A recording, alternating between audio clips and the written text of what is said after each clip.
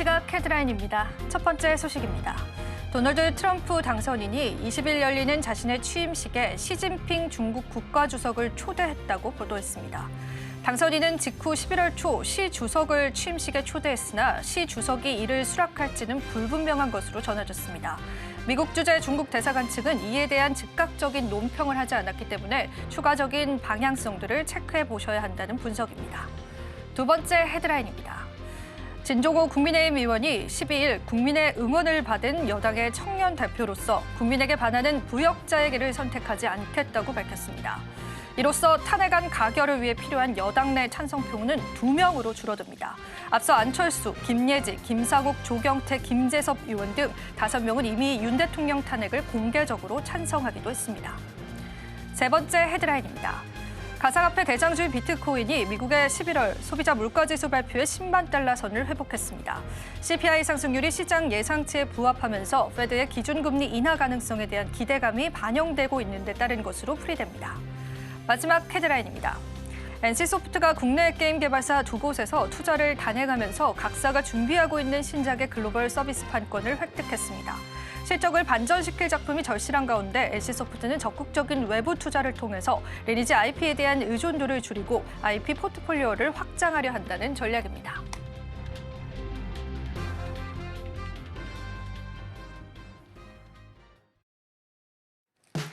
시청자 여러분 안녕하세요. 마켓 쇼쇼쇼 진행을 맡은 이지영입니다.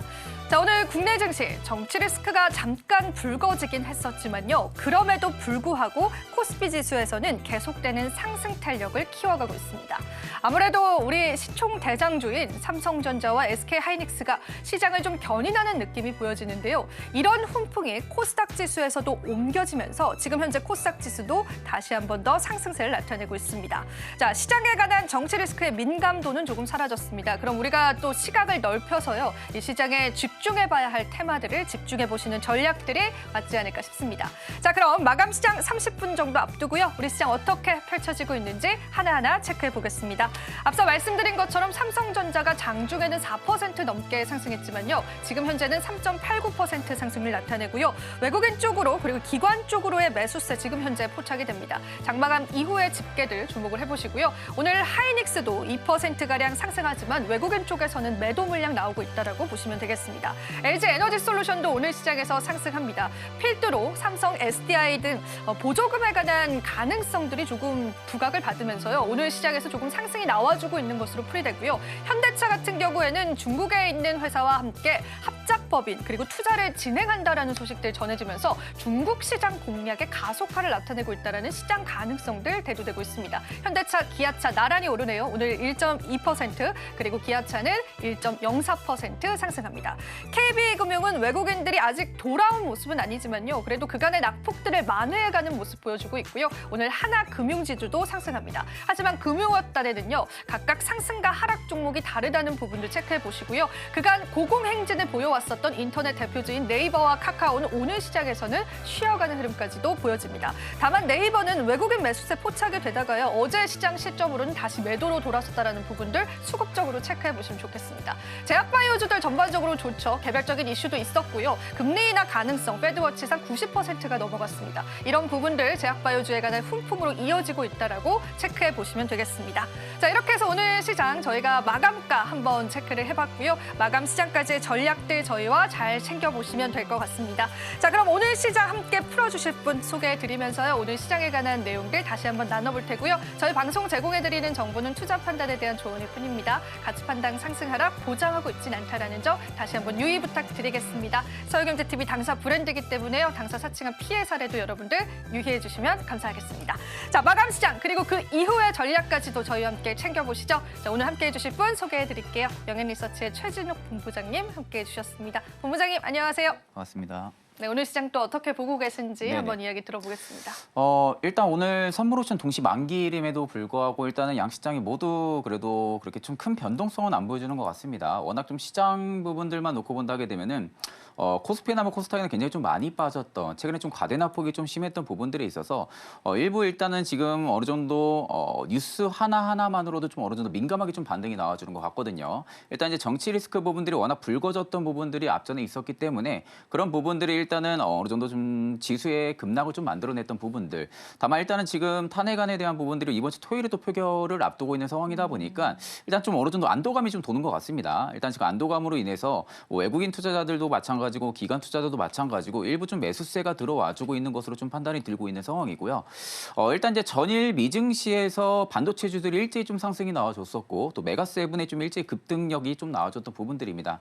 물론 이제 CPI 부분들이 예상치에 좀 부합을 했던 부분들로 영향이 좀 있을 것으로 지금 판단을 하고 있는데 일단 뭐 엔비디아가 가니까 형이 가니까 동생이 가는 격이에요. 뭐 지금 SK 하이닉스도 마찬가지고요. 뭐 삼성전자도 마찬가지고 보통 이렇게 좀 대형주들의 좀 반등 기조가 이어진다 하게 되면은 뭐 시장에서는 당연히 좀 훈풍이 들어올 수밖에 없는 부분들이고 한 3일 전에 코스피 지수가 PBR로만 놓고 봤을 때 0.83배 정도로 찍었었거든요. 근데 보통 우리가 앞전에 데이터적으로만 봤을 때는 보통 83배, 0.83배 정도로 찍었을 때는 그 이후에 5% 이상의 반등이 좀 많이 나와줬었습니다. 그러니까 통상적으로 지금의 시기가 정치 리스크가 물론 이제 추가적으로 붙어 있는 그런 시기이긴 하지만 보통적으로 이제 PBR로만 놓고 봤을 때는 전일 3일 전에 좀 바닥을 찍었던 부분부터는 5% 이상의 좀 반등이 강하게 좀 연출이 됐었다라는 것을 좀 감안을 했을 때는 일단 저는 지금 어떻게 보면 실적에 대비해서 주가가 좀 과도하게 빠진 기업들 굉장히 많습니다. 그런 기업들 같은 경우는 제가 저번 주 방송에서도 좀 말씀을 드렸지만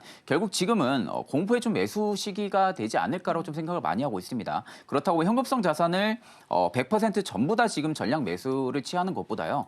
내가 뭐 100%의 좀 현금성이 있다 하게 되면은 뭐 반절 한 50% 정도가 됐든 40% 정도가 됐든 어느 정도 일부 좀 매수를 하고 나머지 현금성 자산은 일단은 가지고 있는 게 좀 맞는 것 같습니다. 일단 토요일 이후로도 봐야 되겠지만 만약 좀 탄핵이 확실히 된다라고 하게 되면은 아마 이게 정치 리스크가 불거진다기보다는 아마 정치의 판도가 바뀔 거라는 그런 기대감이 일단 또 들어올 가능성이 높거든요. 그렇기 때문에 아마 다음 주 증시가 확실한 방향성이 좀 나와줄 가능성이 높지 않을까 그렇게 보고 있는 상황입니다.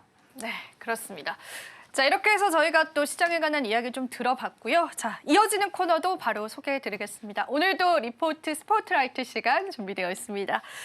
우리 국내 항공이요. 여행 경보가 발령이 됐지만 항공주엔 어떤 영향력 미칠지 좀 궁금하실 것 같습니다. 하지만 대한항공 쪽으로는 합병 절차가 좀 마무리됐다라는 소식도 전해졌기 때문에요. 시각을 보는 눈은 굉장히 다양한 것 같습니다. 오늘 리포트 스포트라이트를 통해서요. 여러분들 산업적인 힌트 같이 한번 얻어보시면 좋겠습니다.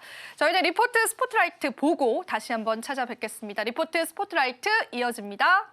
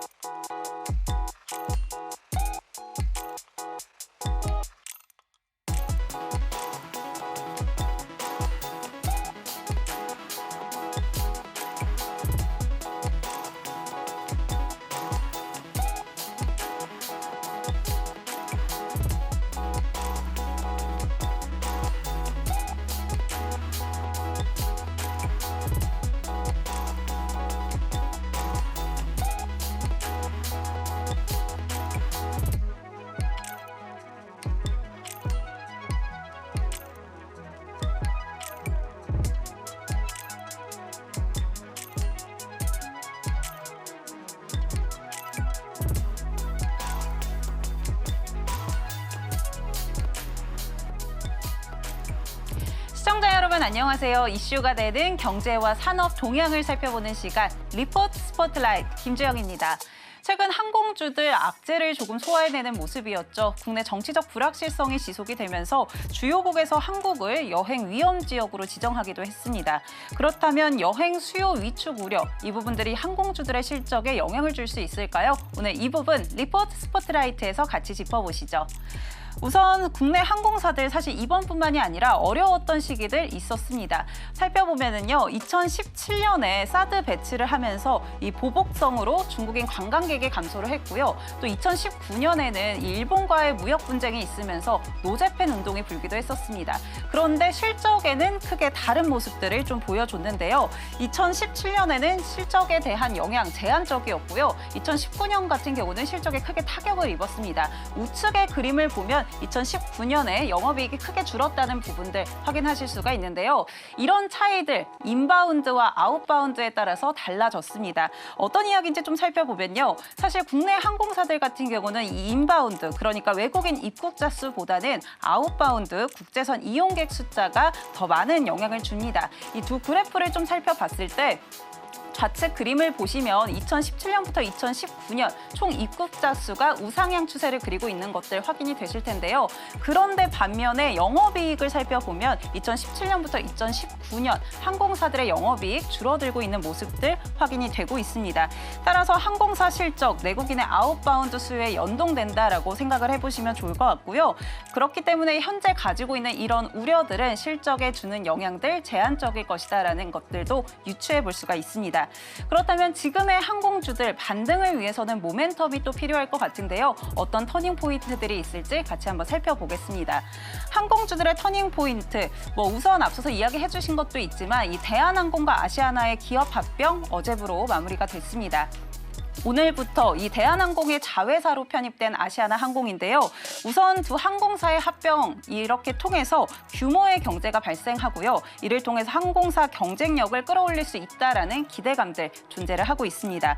좀 더 넓게 이 항공 산업으로 들어가 보자면 국내 같은 경우는 경제와 인구 대비했을 때 항공사가 많이 공급되고 있다, 공급 과잉이다라는 분석들이 있거든요. 항공사 GDP 그리고 인구수를 기준으로 좀 살펴봤을 때 항공사를 GDP로 나눴고요. 또 항공사를 인구수로 나눈 기준입니다. 이 수치화된 표들을 살펴보면은 이 항공사 두 기업 합병이 시작이 되면서 통합 거대 LCC가 탄생을 하죠.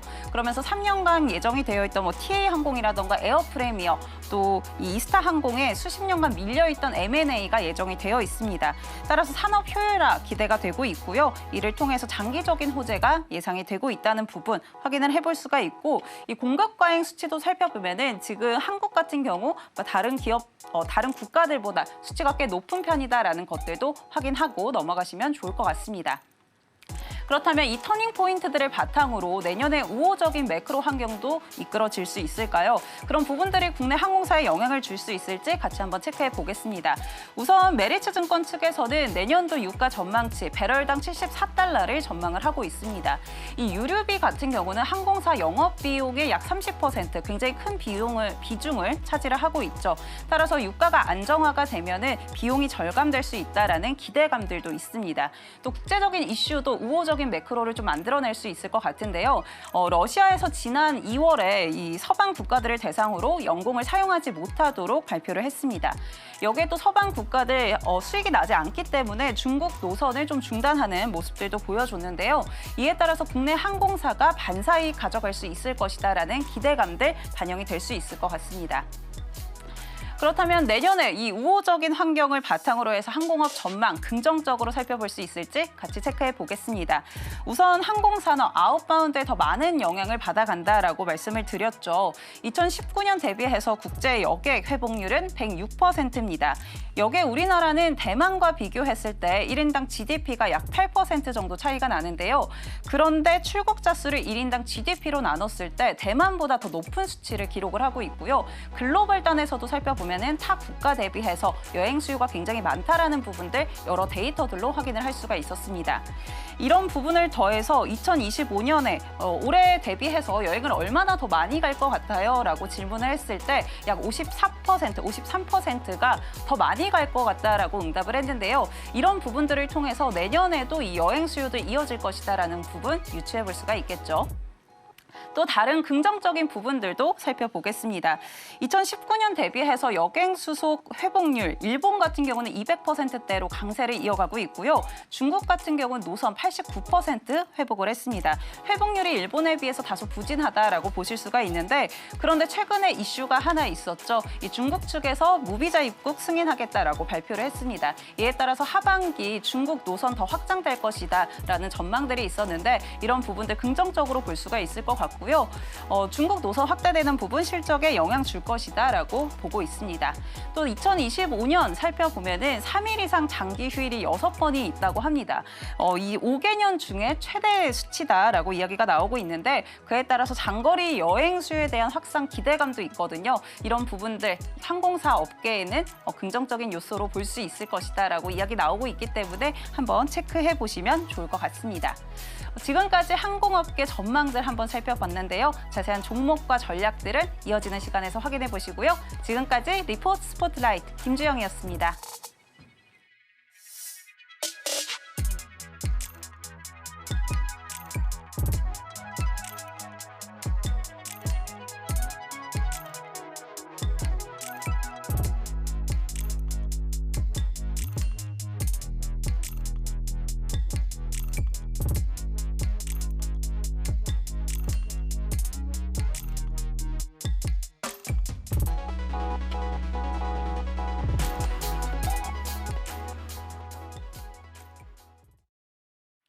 네, 얼마 전 큰 합병을 마무리 지었던 또 항공주, 우리 시장에 어떤 영향력 미칠지 본부장님과 함께 이야기 나눠보겠습니다. 본부장님, 이야기 잘 들으셨죠? 네.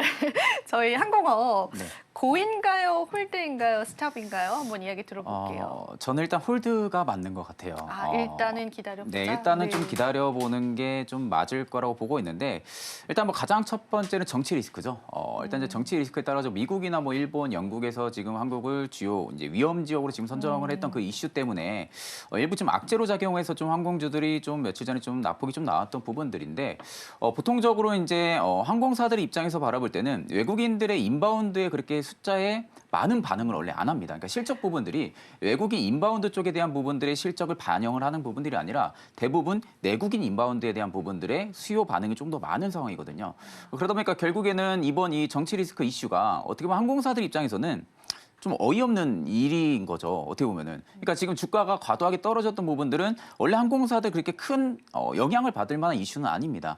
그럼에도 불구하고 일단은 정치 리스크가 또 불거진 상황에서 주요국에 대한 부분들에 있어서 한국을 위험지역을 선정했다라는 걸로 일단 낙폭이 나온 것은 좀 과도하게 빠졌을 가능성이 좀 높지 않을까라고 보고 있는 상황이고요.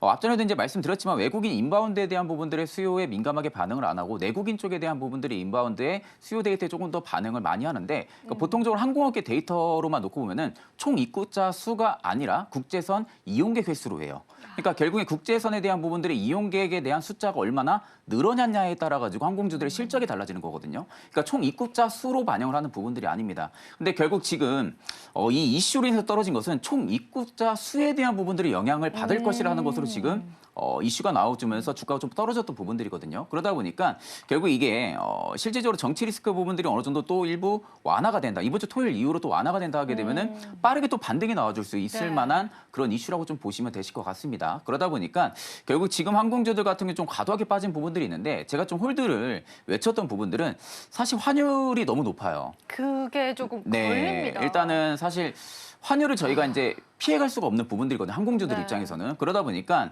이 환율에 대한 영향 그리고 그에 따른 변동성은 분명히 있을 겁니다. 일단 이제 저는 가장 이제 뭐 개인적인 바람으로는 1,400원 밑으로 좀 떨어지는 게 가장 좀 항공주들한테 좀 매력적이지 않을까. 그런데 이게 네. 떨어질 수가 있을까에 관한 의문이 좀 들기는 하거든요. 네, 사실 그러니까 개인적인 바람으로는 떨어지길 원하는데 네. 사실 지금 상황으로는 올라가는 게 조금 더 유리하긴 하죠. 그쵸. 환율이. 네, 현 상황에서. 그러다 보니까 이게 결국 항공주들한테는 악재로 계속 반영이 될 수밖에 없어요. 항공주들 입장에서는. 맞아요. 결국 투심이 개선이 돼야만이 항공주들의 주가도 부양을 할 수가 있는 부분들인데 결국 투심이 개선이 안 된다고 하게 되면은 결국엔 주가도 계속해서 지금 자리 혹은 저점을 계속 낮춰나가는 스탠스가 계속 나올 가능성이 높거든요. 다만 저는 이제 가장 좀 기대하고 바람하는 것은 너무 과도하게 빠졌다. 이 이슈로. 그리고 이제 두 번째 같은 경우는 대한항공이 일단은 아시아나항공 이번에 인수를 완료를 했습니다. 네. 근데 이게 물론 이제 어떻게 보면 항공주 전체적인 섹터에 긍정적인 재료가 될 수는 있어요. 근데 이게 이제 또 반대로 생각을 하게 되면은 대형 항공사가 생긴 거잖아요. 그러니까 어떻게 보면은 국내에서 독과점을 할 수 있을 그런 대형 항공사가 생긴 겁니다. 그러면 결국에는 저가 항공사 있죠. 제주항공이라든지 이런 LCC 항공사들이 오히려 안 좋을 수가 안 있죠. 좋을 수 있죠. 네. 그죠? 왜냐하면 이제 노선에 대한 부분들 지금 뭐 정부에서도 뭐 대한항공에 대한 부분들의 자회사들의 이 노선 부분들을 좀 더 분배를 해서 LCC 쪽에 대한 부분들의 뭐 장거리라든지 단거리 쪽에 대한 부분에 노선을 뭐 배분을 하겠다라고 이야기는 하지만 결국 시장에서 바라볼 때 투자를 바라볼 때 입장에서는 LCC 쪽에 대한 부분들의 투자 매력도가 떨어질 수밖에 없거든요. 왜냐하면 결국에 LCC가 그간 계속해서 단거리라든지 단거리 노선이라든지 중장거리 노선에 대한 부분들을 계속해서 노력을 해오면서 노선 확대를 하기 위해서 굉장히 많은 노력을 해왔는데 이번에 이게 어떻게 보면은 독과점 대형사가 생긴 거잖아요. 독과점 항공사가 생기면서 이건 이제 결국 어떤 식으로 정부가 잘 풀어 나갈지가 가장 관건이라고 보고 있는데 지금 현 시점에서는 결국 투자 매력도가 떨어질 수밖에 없는 거죠. 그렇다 하게 되면 결국 항공주들이 반등이 나와준다 하게 되면은 대한항공 쪽에 좀 수급이 몰릴 가능성이 높고요.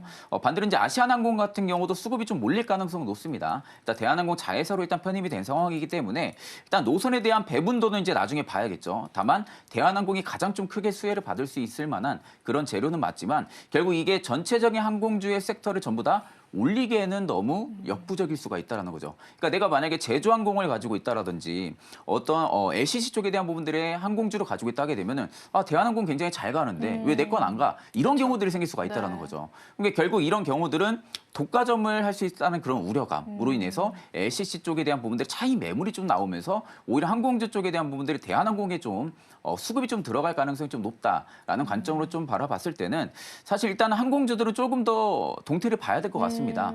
항공주를 조금 더 동태를 봐야 되는 그런 시점이라고 보고 있고 그런 관점으로 바라볼 때는 일단은 홀드가 좀 맞지 않을까라고 지금 보고 있는 상황입니다. 네, 그러니까 그 정치 리스크는 일시적일 것이다라고 보고 있지만 일단 환율이 지금 항공주들 발목을 잡고 있고요. 대한항공 합병 이슈가 오히려 다른 항공주에게는 악재로 반영될 수 있는 그런 가능성들도 여러분들 한번 챙겨보시면 좋겠고요. 자, 그러면은 키 종목이 없을까요, 본부장님 오늘? 그나마 좀 본다 하게 되면은 대한항공이죠. 대한항공 보십니까? 그나마 네. 지금 상황에서 항공주들을 가장 투자자들이 주목했던 게 합병 이슈였잖아요. 네, 맞아요. 이 합병 이슈에 대한 부분들 일단은 잘 완료가 된 상황이고 그렇다 하게 되면 결국 대한항공에 대한 부분들이 어떻게 보면 점유율적인 부분으로만 놓고 보면은 압도적입니다. 이제는 대한항공이. 그러니까 대한항공을 따라올 수가 없는 거죠. 그렇다 하게 되면 결국 대한항공의 실적은 좋아질 가능성이 좀 높다라는 것으로 우리가 좀 판단해 볼 수가 있기 때문에 대한항공이 그나마 이제 한 홀드이긴 하지만 이 중에서 하나 뽑자고 하게 되면은 대한항공이 좀 탑이라고 보고 있는 상황이고요. 결국 이제 이거 정치 리스크로 인해서 내가 항공주들의 투자를 안 해야겠다라고 생각을 하기보다는 일단 이제는 이 합병 이슈로 인해서 LC 쪽이 얼마나 타격을 받을지 이걸 좀 생각을 하셔야 되고 오히려 이 정치 리스크로 만약에 항공주들이 낙폭을 고점에서부터 빠졌다라고 하게 되면은 아마 되돌림도 빠르긴 할 겁니다. 왜냐하면 이제 과도한 이슈로 인해서 주가가 빠졌기 때문에 그에 따른 되돌림 현상도 역시 빠르게 나올 가능성이 높다라는 관점으로 볼 때는 단기적인 반등은 충분히 살아 있어요. 합병까지 일단은 마무리가 됐기 때문에 다만 일단 내가 공격적으로 지금 항공주들의 매수하기에는 환율적인 부담도 너무 심한 상황이고요. 그런 부분들을 좀 고려했을 때는 저는 일단 홀드지만 그나마 탑픽을 뽑는다 하게 되면 대한항공을 좀 말씀을 드리겠습니다. 없는 줄 알았는데 그래도 네, 있으셔가지고 그나마 뽑으면 깜짝 놀랐습니다. 네. 그러면은요, 저희가 항공주 쪽에 관한 이야기는 좀 여기서 접어보고 네. 다른 산업군 쪽으로 조금 지금 이 시점에서 유리하게 보는 섹터도 있을까요, 대표님? 사실 지금 시점에서 가장 유리하게 본다 하게 되면은 저번 주에서도 말씀드린 게임주들 같은 경우는 게임 오늘 네. 근데 반등이 좀 나와주고 네, 하더라고요. 일단은 오늘 네. 반등이 좀 많이 나와주고 네. 있는 부분들인데 사실 뭐 액션 스퀘어가 좀 강하게 좀 올라가고 있는 상황이고 스타크링크가 좀 강하게 올라가지고 있고 대형 게임사들도 오늘 좀 분위기는 나쁘지 않습니다. 제가 이제 뭐 말씀은 드렸지만 결국 올해 내내 역성장했던 부분들이 있어서 인건비도 많이 줄였고요. 구조조정에도 좀 많이 나섰고 그러면서 이제 필요 없는 개발팀들을 많이 없앴습니다. 그렇죠. 그러다 보니까 이제 결국 주력 게임에 대한 부분들 라인업을 계속해서 확장을 시키기 위해서 이쪽에 좀 총력을 기울이고 있는 상황이고 이게 꽤 오랜 기간 동안 이제 신작 부분들이 내년에 또 공개가 많이 되어 있는 상황이다 보니까 현 시점에서는 게임주들이 오히려 수급이 좀 좋아질 가능성이 굉장히 좀 높고요. 양자암호는 저는 솔직히 좀 봐야 된다고 봅니다. 뭐 미국에서도 지금 양자암호 관련주들 뭐 어제 움직이는 동태를 맞아요. 체크해 보셨으면 아시겠지만 이게 결국 올라가기에는 다소 역부족일 수가 있다는 거죠. 그렇기 때문에 양자암호는 그냥 단순히 좀 테마성으로 바라보시는 게 좀 맞다고 보고 있는 상황이고요. 반대로 일단은 트럼프 트레이딩 쪽이 좀 최근에 많이 쉬었어요. 트럼프 트레이딩 쪽이 좀 최근에 많이 쉬었기 때문에 뭐 재건주들이라든지 자율주행 관련주들이라든지 이런 섹터들이 조금 더 튈 가능성은 좀 높다라는 측면으로 바라볼 때는 일단 트럼프 쪽에 조금 더 영향을 받을 수 있는 그런 종목군들을 아직까지는 바라보는 게 맞지 않을까 그렇게 싶습니다. 네, 게임주들도 오늘 좀 움직이는 흐름이고 양자암호 관련주들도 여전히 강세를 나타냅니다. 양자암호 시장이 생각보다 굉장히 크다라고 하거든요. 네네. 근데 그 부분에 관한 수혜를 국내 기업들이 가져갈 만한 종목이 있을지 뭐 어제도 이야기를 네네. 나눈 부분이긴 한데 본부장님의 시선에서는 좀 어떠실까요? 사실 이제 양자 암호 쪽에 대한 부분도 이제 결국 구글이 양자 컴퓨터를 개발을 했다라는 이 이슈가 지금 붙은 건데 국내에선 지금 그 부품을 공급하는 업체가 없어요. 그러니까요. 네. 그게 좀 아직까지는 그렇더라고요. 부품을 공급하는 네. 업체가 없는 상황이고 그러면 그렇다고 하게 되면은 국내 증시에서 양자암호 쪽에 수혜를 받을 수 있는 기업을 찾아봐야 된다라고 하게 되면은 결국 양자암호 쪽 특히 이제 보안 쪽에 대한 부분들 기술력이 높은 기업을 봐야겠죠. 그나마 찾는다고 하게 되면 그러니까 물론 지금 공급을 하는 기업은 없습니다. 제품을 공급하는 기업은 없지만 결국 이 보안 쪽 특히 이제 양자암호 쪽에 대한 부분들의 수급이 계속해서 잡힌다라고 하게 되면은 이쪽에 강한 쪽 기술력을 가지고 있는 기업을 좀 바라보시는 게 좀 맞다고 보고 있는 상황인데 사실 지금 상황에서는 라운시큐어 아니면 우리로가 가장 좀 유력하지 않을까라고 좀 보고 있는 그런가요? 상황이에요. 네. 네. 일단 뭐 라운시큐어나 우리로 같은 경우도 양자암호 쪽에 대한 부분들의 기술 개발력을 예전부터 굉장히 많이 진행을 했었거든요. 근데 다만 이게 아직까지 시기적으로 너무 빨랐기 때문에 이슈가 안 됐던 것뿐이지 양자암호 쪽에 대한 부분들의 기술력은 계속해서 가지고 있는 기업입니다. 그러다 보니까 오히려 우리로나 라운시큐어 특히 뭐 드림시큐리티 이런 기업들 같은 경우 좀 움직일 가능성은 높다고 보고 있는데 이게 반대로 이제는 양자암호가 만약에 계속 움직인다 하게 되면 보안 쪽까지 같이 움직일 가능성이 좀 높겠죠. 그렇네요. 네, 그럼 보안 쪽까지 같이 움직일 가능성이 좀 높다라는 측면으로 바라볼 때는 일단 저는 보안은 조금 괜찮다 봅니다.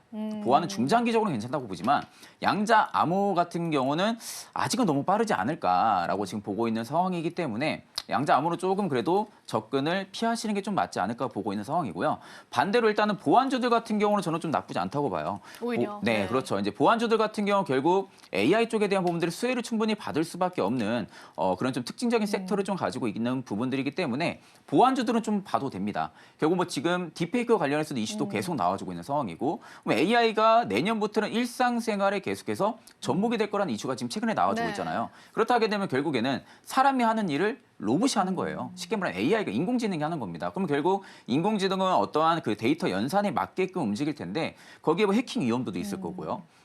그러다 보니까 결국 기업 입장에서는 보안 쪽에 대한 부분들이 강화를 계속 할 수밖에 없는 거죠. 그러면 결국 보안 쪽은 지금 당장은 크게 움직이진 않지만 결국 중장기적으로 바라본다 하게 되면은 가장 또 수혜를 받을 수 있는 그런 섹터이지 않을까라고 보고 있는 상황입니다. 그럼 우리가 보안주 쪽 볼 때 네. 좀 두루뭉실하게 말고요. 네. 본부장님 좀 이렇게 좁혀가지고 어떤 기업들 조금 바라보면 좋을 것이다라고 생각을 하세요.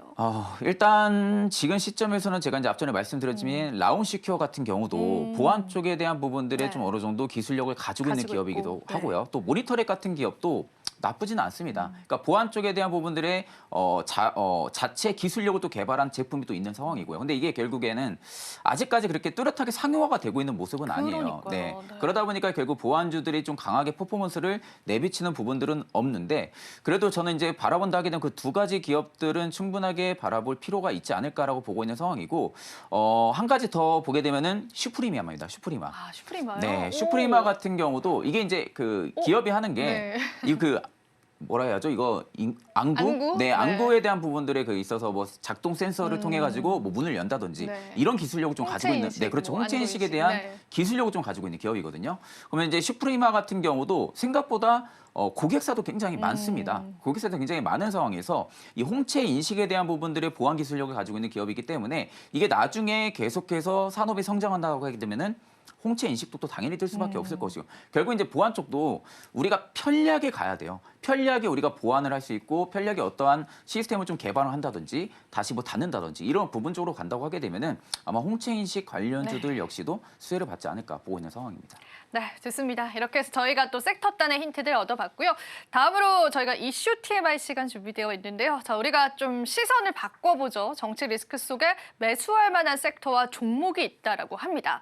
지금이 적기다라는 그러한 의견도 시장에 나옵니다. 같이 한번 체크를 해보시고요.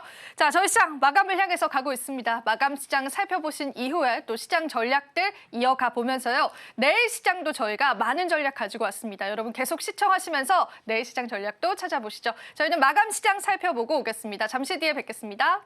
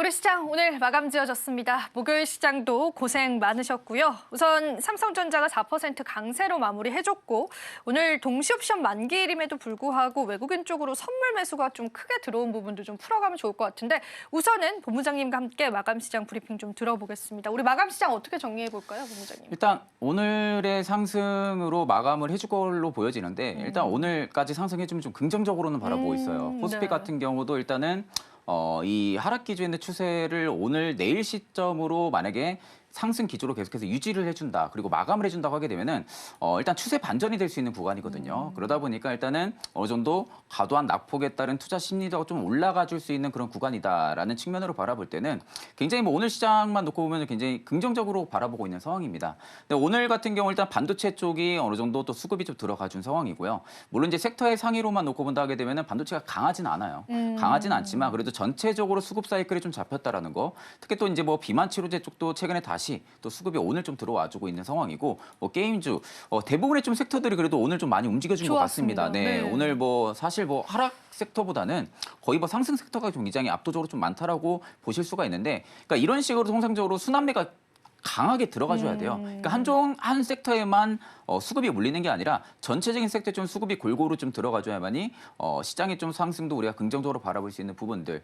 일단 이번 주 토요일 이후 다음 주가 확실한 방향성이 나올 가능성이 높습니다. 물론 지금의 상승은 긍정적이긴 하지만 이게 또다시 밀릴 가능성도 우리가 좀 배제를 안 할 수는 없겠죠. 그러다 보니까 결국 지금 ADR 지수로만 놓고 봐도 양시장 모두 과열권은 벗어났어요. 과매도권도 일단은 벗어난 상황이기 때문에 여기서 일단 다시 밀리냐 아니면은 오히려 정치 리스크에 대한 부분들을 완전히 완화를 시키고 위로 올라가 주냐라는 그런 갈림길이 있다고 보시면 되는데 저는 사실 뭐 개인적으로 올라가면 좋겠습니다.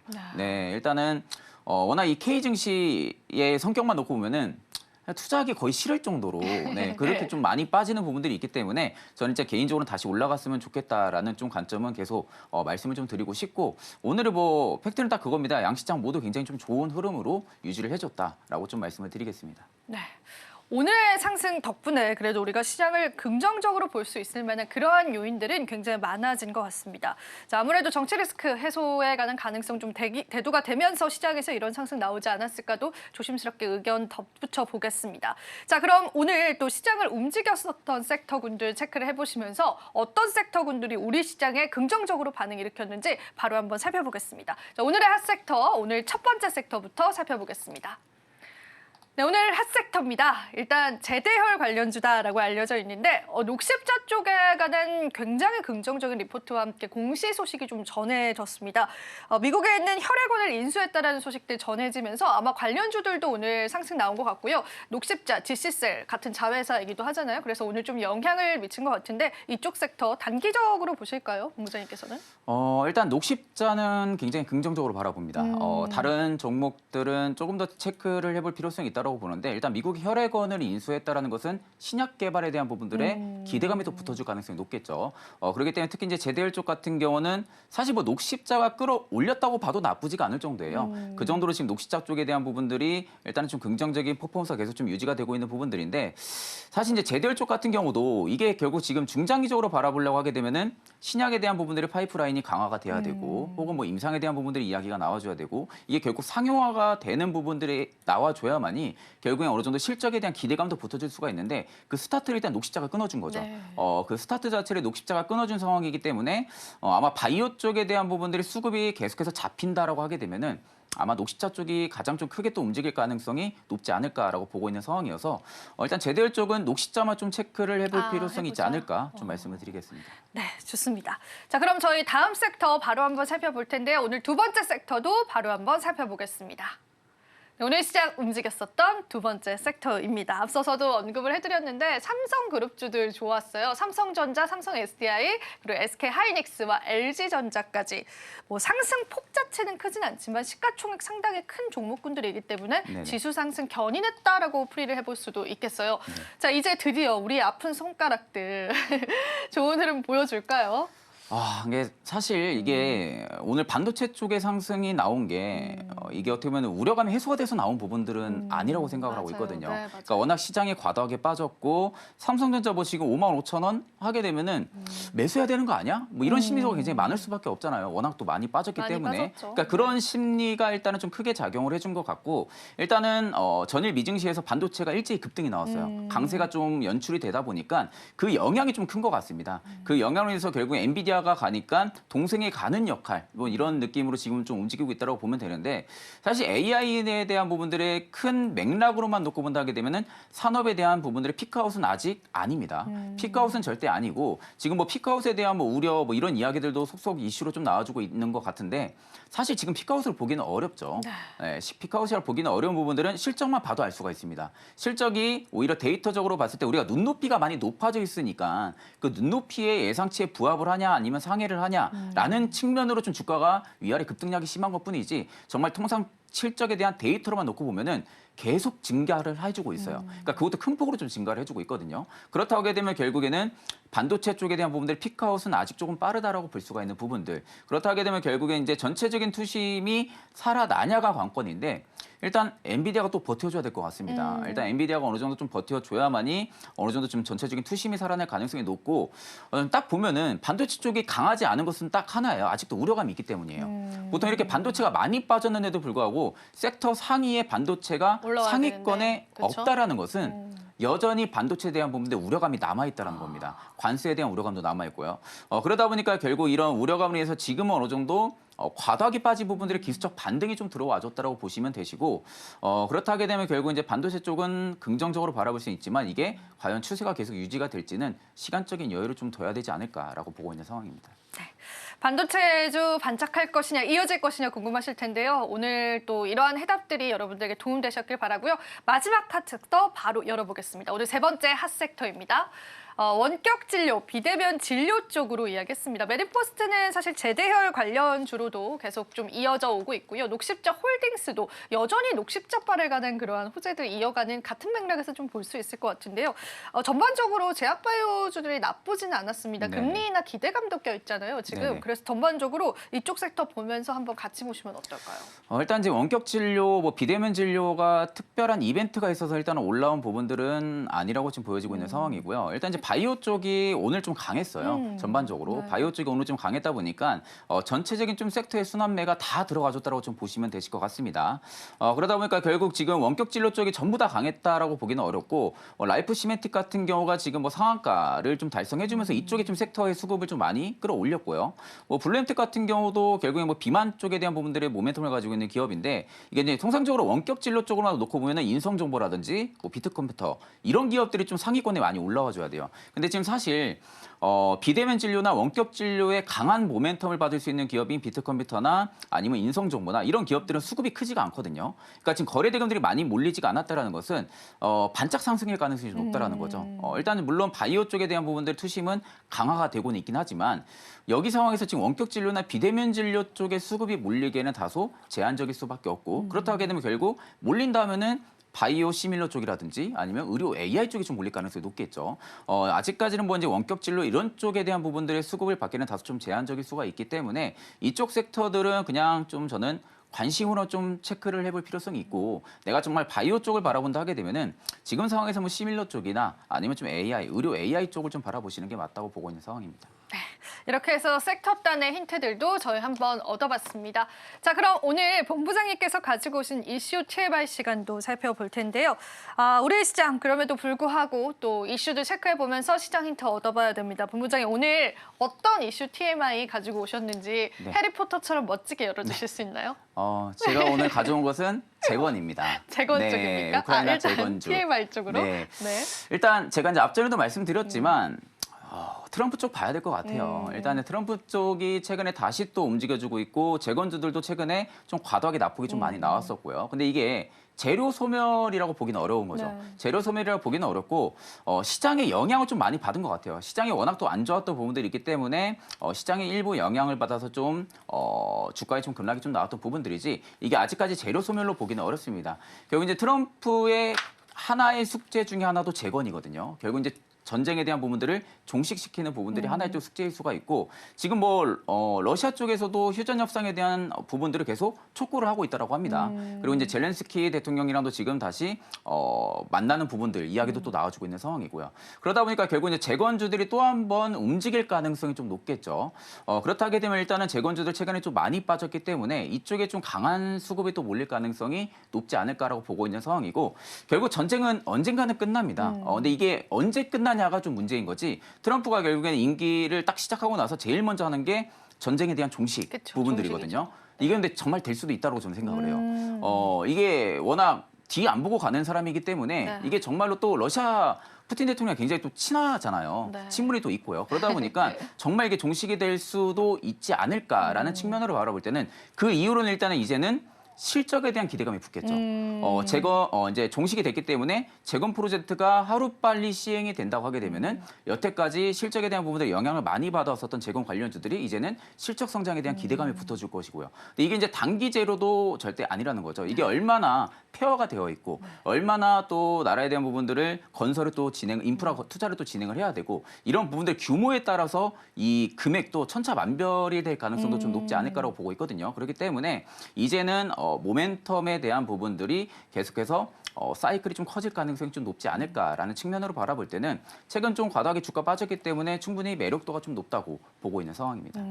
일단은 우리가 이 정치 리스크, 이 공포 속에서 매수를 해도 된다라는 관점으로 말씀을 해주셨는데 한 가지만 조금 더 여쭤보겠습니다. 이제 저희가 이제 그 탄핵에 관해서 이제 거부에 관한 이야기들 좀 나오게 되면서 이게 또 이제 리스크를 증폭시키는 거 아닌가, 외국인들 러시가 이어지는 건 아닌가 그런 가능성이 급격하게 지금 오늘 시장에선 대두가 되고 있습니다. 그럼 불확실성 해소를 계속 지켜봐야 되진 않을까? 매수자 입장에서는 어떻게 보세요? 사실 이제 정치적인 것만 놓고 보면은 지금 판도는 일단은 가결적으로 또 이어질 가능성이 맞아요. 높지 않을까 그쵸? 보고 있어요. 네, 그러면 그쵸? 결국 이게 외국인 투자자들이 바라볼 때는 환율에 대한 부분들의 부담감도 분명히 있을 거지만 일단 시장의 밴드로 그러니까 시장의 지금 밸류로만 놓고 본다 하게 되면은 투자 안 할 이유는 없습니다. 그쵸. 너무 싸거든요. 그러니까 기업들이 지금 실적을 못 내는 것도 아닌 상황이고 실적이 내는데도 불구하고 일단은 정치적인 리스크로 인해서 계속해서 외국인들의 이탈 규모가 커졌고 이런 부분들이 일단은 가장 큰 요건 중에 하나였던 건데 이게 결국엔 투자 매력도를 많이 증진을 시켰다라는 거죠. 근데 물론 이제 이게 이번에도 부결이 될지 안 될지는 모르겠지만 그쵸. 정말 그렇게 된다 하게 되면은 일단 시장이 한 번 더 충격을 받겠죠. 그게 좀 불안하더라고요. 네, 저는. 그렇죠. 네. 근데 지금 뭐 움직이는 정황이나 흐름만 놓고 보면은 거의 판도는 좀 기운 것 같기는 해요. 판도는 그쵸. 좀, 네. 좀 기운 것 같기는 하기 때문에 지금 상황에서 외국인들의 투자자가 외국인 투자 규모가 들어온다고 하게 되면은 정치에 대한 부분들이 일부 변화가 될 거라는 그런 기대감, 지금의 집권 정당에 대한 부분들이 일단은 변화가 되면서 그에 따른 새로운 어떤 기대감이 좀 붙어줄 가능성이 높겠죠. 그렇다 하게 되면 결국 외국인 투자자들도 충분히 들어올 수가 있는데 일단 환율이 좀 내려가줘야 됩니다. 환율이 너무 높아 있는 상황에서는 외국인 투자자들이 강하게 들어오고 싶어도 강하게 못 들어와요. 그런 부분들을 좀 바라봤을 때는 일단은 환율도 어느 정도 안정권이 좀 들어와주면서 일단은 정치적인 리스크 부분들이 완화가 된다 하게 되면 충분히 저는 반등이 좀 강하게 들어와도 이상하지 않은 국면이다. 그렇다 하게 되면 이제 앞전에도 말씀드렸지만 지금 내가 가지고 있는 현금을 전부 다 들어가면 안 돼요. 이게 또 그 변수가 또 어떻게 생길지 모르기 때문에 그렇죠. 전부 다 들어가면 안 되고 지금 가격은 싼 건 마찬가지입니다. 가격은 싸기 때문에 결국 우리가 싸게 매수해서 비싸게 팔아야 되거든요. 비싸게 매수해서 비싸게 팔면 안 되기 때문에 그러면 결국 나중에 우리가 이 시기적인 부분들 다 지나고 나서 이제는 우리가 들어가겠다 하게 되면 아마 과열까지 또 올라가 있을 가능성도 높거든요. 그렇기 때문에 내가 어느 정도 지금은 확실하게 보수적인 스탠스를 유지를 하되 현금성이 한 40% 아니면 한 50% 정도를 좀 매수 포트를 좀 담아두시고 나머지 50% 현금성 자산은 그 내가 가지고 있는 보유 종목에 추가 대응을 하는 거죠. 50%는. 그런 식의 지금 투자 전략은 유효하다고 보고 있는 상황입니다. 네, 좋습니다. 자, 그러면 저희가 전략 잡아볼 때 어떤 종목일지가 이제 궁금합니다. 내일 시장 기다리면서 앞으로의 시장 기다리면서 최진욱의 승부주 한번 본부장님 직접 열어주시면 멋지게 좀 열어주세요. 네. 멋지게 어떻게 해요? 한번 못지 않고 막 이런 거 해주세요. 네. 제가 준비한 종목은 SG. 네, 아이고 멋집니다. 네. SG. 네, SG를 제가 가져온 이유는 딱 하나예요. 네. 아스콘의 점유율이 너무 높은 기업이에요. 오. 국내에서도 이미 아스콘 쪽의 점유율은 1위를 차지하고 있는 기업이고요. 이게 아스콘 사업 특성상 해외 쪽에 대한 부분에 진입 장벽이 굉장히 좀 높습니다. 높은데도 불구하고 지금 SG 같은 경우는 이미 해외 쪽에 수출이 진행이 되고 있거든요. 해외 쪽에 또 수출을 진행을 하고 있는 기업이기도 하고 이번에 이 우크라이나 재건을 뒷전으로 지금 해외 쪽 특히 말레이시아라든지 이런 쪽에 아스콘 사업이 지금 진출이 이번에 열린 상황이기 때문에 실적이 이제는 좋아질 수가 있다는 거죠. 실적에 대한 부분들의 기대감이 일단 붙어질 가능성이 굉장히 좀 높지 않을까라고 보고 있는 상황이고 일단 성장의 본질은 이 에코스틸 아스콘에 대한 부분들이 시장이 이제는 초입 구간에 들어섰다라는 겁니다. 그렇다 하게 되면 결국 아스콘 쪽에서는 국내에서 따라올 수가 없는 그런 기업이다 보니까 아마 아스콘 정비 사업 쪽은 아마 SG가 거의 다 수주를 받을 가능성이 높아요. 그렇다 하게 되면 결국에는 단순히 그냥 테마라든지 모멘텀으로 올라가는 게 아니라 이제는 실적 성장에 대한 부분들이 기대감까지 붙어준다고 하게 되면은 SG가 충분히 강한 좀 상승 반등을 이뤄낼 가능성이 좀 높다고 보고 있는 상황이고요. 사실 오늘 재건 쪽만 딱 놓고 보면은 거래량 기준으로 놓고 보면 압도적으로 SG가 높아요. 그러니까 SG가 거래량이 제일 많이 터졌습니다. 그 다음으로 ST텍이 두 번째 좀 거래량이 좀 많이 터졌거든요. 그러니까 결국에는 재건 쪽 하게 되면 이 두 대장주를 많이 바라본다는 거예요. 그렇기 때문에 일단은 SG가 워낙 대장 역할을 또 많이 할 수 있는 그런 쪽 포진력을 좀 가지고 있는 기업이기 때문에 SG를 좀 추천을 좀 드리는 부분들이고요. 일단 저는 매수가 충분히 지금도 뭐 나쁘지 않다고 봅니다. 지금 자리에서도 일단 저는 뭐 분할 매수로 충분히 접근이 가능하다고 보고 있는 상황이고 4일 전에 종가를 찍었던 부분이죠. 저점을 찍었던 라인을 좀 손절 라인으로 좀 잡으시고요. 여기를 이탈 안 해준다고 하게 되면은 아마 앞전 고가 박스권까지 치고 가려는 움직임이 들어올 가능성이 높아요. 한 3,700원 좀 많이 간다 하게 되면은 앞전 신고가 영역 부근대까지도 일단은 상승이 단기적으로 나올 가능성이 높습니다. 그렇기 때문에 손절가 라인을 해당 말씀드린 가격대로 좀 잡으시고 목표가는 꾸준하게 말씀드렸던 그 가격대까지 홀딩을 유지하시면은 나쁘지 않을 거라 보고 있는 상황입니다. 저희가 구체적인 가격 전략까지도 쭉 들어봤습니다. 재건 관련주로서도 잘 알려져 있는 종목이기도 하고요. 자, 그러면은 본부장님, 지금 우리가 재건 테마를 다시 한번 승부로 공략을 해보는 것이 테마적인 성격에서는 옳은 선택일 것인가? 오히려 최근에 낙폭이 다행이었던 것인가? 그런 관점에서는 어떤 의견이세요? 저는 사실 낙폭이 나온 게 다행이라고 봅니다. 오히려. 예, 네. 왜냐하면 일단은 반도체랑 조금 다르게 봐야 돼요. 지금 실적이 받쳐주는 상황은 아니거든요. 네. 실적이 받쳐주는 상황은 아니고 전쟁이 종식이 될 거라는 그런 기대감이 일단은 붙어 있는 상황이기 때문에 사실 밸류로만 놓고 보면 가격이 지금 전부 다 비싸긴 합니다. 모든 종목군들이. 그쵸. 네, 모든 종목군들이 가격이 비싸기는 하지만 워낙 트럼프에 대한 부분들의 주장이 견고한 상황이다 보니까 결국 이 전쟁 종식이 좀 하루빨리 될 가능성이 높다라는 그 측면의 기대감은 다시 계속해서 들어와 줄 수 있는 지금 구간대까지 밀렸거든요. 그렇기 때문에 그 구간에서 바라볼 때는 지금 시점에서는 충분히 외국인이라든지 기관의 좀 매수세가 좀 들어와 줄 가능성이 좀 높지 않을까라고 보고 있는 상황이고 보통 이런 우크라이나 재건주들 같은 경우가 유동성, 특히 이제 매수라든지 매도에 대한 부분들의 호가, 이 물량 자체가 크지가 않아요. 네. 모든 종목군들이. 그러다 보니까 적은 대금, 특히 지금 제한적인 시장 내에서는 적은 대금으로도 충분하게 변동성을 줄 수가 있거든요. 그렇다는 것은 결국 급등을 시킬 수도 있는 부분들이고 아니면 좀 하락을 좀 시킬 수도 있는 부분들이기 때문에 지금 시점에서는 오히려 최근에 좀 주가가 눌림이 나왔던 게 한 번의 좀 기회가 되지 않을까 그렇게 보고 있는 상황입니다. 네, 좋습니다. 재건 테마 저희가 이야기 들어봤고요. 마지막으로 저희가 조금 짧게 내일 네. 시장에 관한 전략 한마디만 좀 들어보고요. 네네. 본부장님 보내드리도록 하겠습니다. 일단 내일 시장 같은 경우는 저는 상승이 나올 가능성이 높다고 봅니다. 네. 일단 오늘 코스피 지수, 코스닥 지수 모두 좀 긍정적으로 마감을 해주는 상황이기 때문에 일단 내일 상승은 충분하게 촉발을 시킬 가능성이 높다고 보고 있고 일단 오늘과 거의 전체적인 분위기는 같지 않을까 보고 있어요. 정말 특별한 이슈가 나와주지 않는다고 하게 되면은 아마 오늘같이 전체적인 골고루 좀 섹터의 순환매가 좀 돌아줄 가능성이 높다라는 측면으로 바라볼 때는 일단 저는 굉장히 계속해서 강조했던 부분들은 트럼프의 수혜를 받을 수 있는 기업을 봐야 됩니다. 지금 상황은. 오히려. 그렇죠. 그렇다게 되면 결국에는 게임 쪽도 최근에 같이 움직여주고 있는 상황이고 엔터 쪽도 최근에 또 다시 좀 많이 빠졌잖아요. 엔터 쪽도 지금 기회일 수도 있는 상황이고요. 그렇기 때문에 일단 지금은 반도체도 저는 좀 기회이기는 하다고 생각해요. 지금은 너무나 기회가 너무 기회가 많은데 많네요. 지금 네. 기회가 많은 시장이기 때문에 그 기회 안에서 주가 대비해서 실적이 굉장히 잘 나오는데 많이 빠진 종목들은 오히려 저는 매수를 접근해도 나쁘지 않은 시기라고 보고 있습니다. 네, 좋습니다. 저희 이렇게 해서 전략 챙겨봤고요. 또 저희는 여기서 인사드리겠습니다. 마지막으로 본 방송에서 제공해드리는 정보는 투자 판단에 대한 조언일 뿐입니다. 가치 판단 상승 하락 보장하고 있지는 않다는 점 다시 한번 유의 부탁드립니다. 자, 오늘 시장도 고생 많으셨습니다. 저희는 내일 이 시간에요. 다음에요. 더 좋은 전략들, 알찬 전략들로 찾아뵙도록 할게요. 시청해주신 여러분 고맙습니다.